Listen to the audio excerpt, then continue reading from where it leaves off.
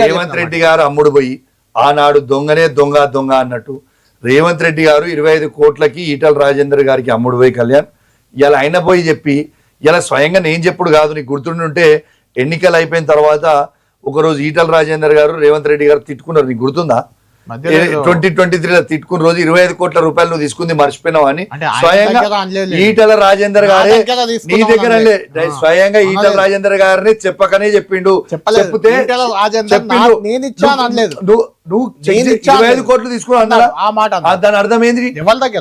ఎవరి దగ్గర అది ఈటల రాజేందర్ గారి దగ్గరనే తీసుకున్నాడు. ఎందుకంటే రాజేందర్ గారికి తెలుసు నిజము. ఆ రోజు చెప్పి ఆయన బయట పెట్టింది కదా, వాళ్ళిద్దరు పంచాయతీలో బయట పెట్టిన తర్వాత ఈయన పోయి డ్రామా చేసి డివేట్ చేస్తారు. ఈయన పోయి డ్రామా చేసి మన చార్మినార్ అమ్మవారి దగ్గర పోయి ఏడ్చిండు రేవంత్ రెడ్డి గారు, గుర్తుందా?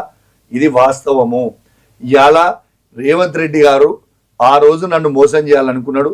కేసీఆర్ గారు నన్ను కష్టకాలంలో ఉన్నప్పుడు నా చేయి పట్టుకొని నన్ను తీసుకొని నేను టీఆర్ఎస్ పార్టీ టికెట్ నాకు కావాలి సార్ అని నేను అడిగితే నాకు టికెట్ అసలు నేను వాస్తవంగా ఎమ్మెల్సీ అవుతున్నానో విప్ అవుతున్నాను పోలే, నాకు బరాబర్ ఎమ్మెల్యే టికెట్ కావాలనే పోయిన పార్టీలో. ఆ రోజు కేసీఆర్ గారు కొన్ని సమీకరణ వల్ల నాకు టికెట్ ఇవ్వలేకపోయినా ఎన్నికలు అయిపోగానే ఎన్నికలు కాకముందే నన్ను ఎమ్మెల్సీగా డిక్లేర్ చేసిండ్రు. ఎన్నికలు అయిపోయిన తర్వాత గవర్నర్ కోటాలు ఆపిన నన్ను ఎమ్మెల్సీ చేసిండ్రు, నన్ను విప్పి చేసిండ్రు, మళ్ళా టికెట్ ఇచ్చి నన్ను ఎమ్మెల్యేగా కూడా చేసిండు. ఇవాళ కేసీఆర్ గారు కష్టకాలంలో ఉన్నారు.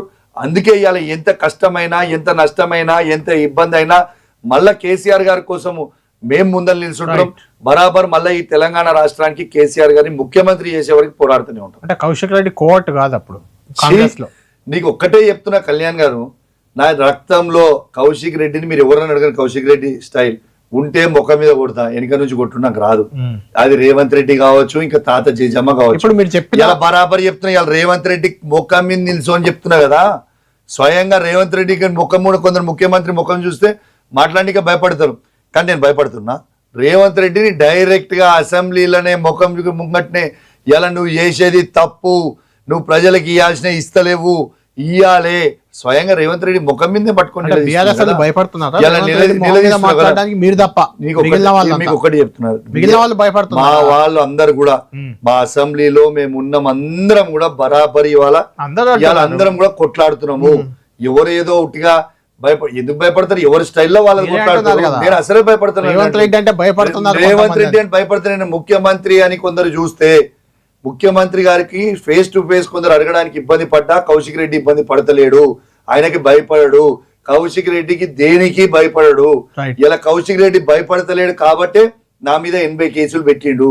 ఇలా 80 కేసులకు లొంగపోతే నన్ను అవమానించే ప్రయత్నం చేస్తుండు, నా కుటుంబాన్ని అవమానించే ప్రయత్నం చేస్తుండు, మా తల్లిదండ్రులను అవమానించే ప్రయత్నం చేస్తుండు, ఎన్ని చేసినా కూడా లొంగే ప్రశ్న. మీరు చెప్పిందంతా రేవంత్ రెడ్డిని ఏఐసిసితో కనెక్టివిటీ చేయడం కానీ లేకుంటే ఆయన పిసిసి అధ్యక్షుడు చేయడంలో కానీ కీ రోల్ మీది అని చెప్తున్నారు కదా.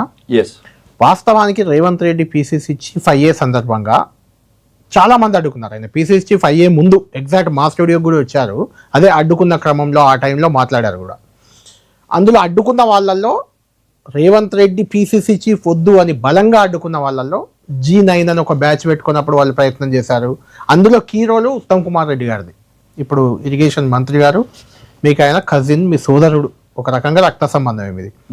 ఉత్తమ్ కుమార్ రెడ్డి అడ్డుకుంటుంటే ఆ ఉత్తమ్ కుమార్ రెడ్డి అండతోనే ఎదిగిన కౌశిక్ రెడ్డి రాజకీయాల్లో రేవంత్ రెడ్డిని చేయడానికి ప్రయత్నం చేశారంటే వాళ్ళంతా నమ్ముతారా? మీకు ఒకటి చెప్తున్నా, నేను చెప్పుడు కాదు, మీరు ఒక ప్రముఖ టీవీ ఛానల్లోనే రేవంత్ రెడ్డి గారు ఏం చెప్పారో మీ వీడియో క్లిప్ మీకు వాట్సాప్ ఇది అయిపోయిన పాడ్కాస్ట్ లో నీకు పంపిస్తా. కౌశిక్ రెడ్డి నాకు సహకరించిండు, నన్ను పిసిసి ప్రెసిడెంట్ చేయడానికి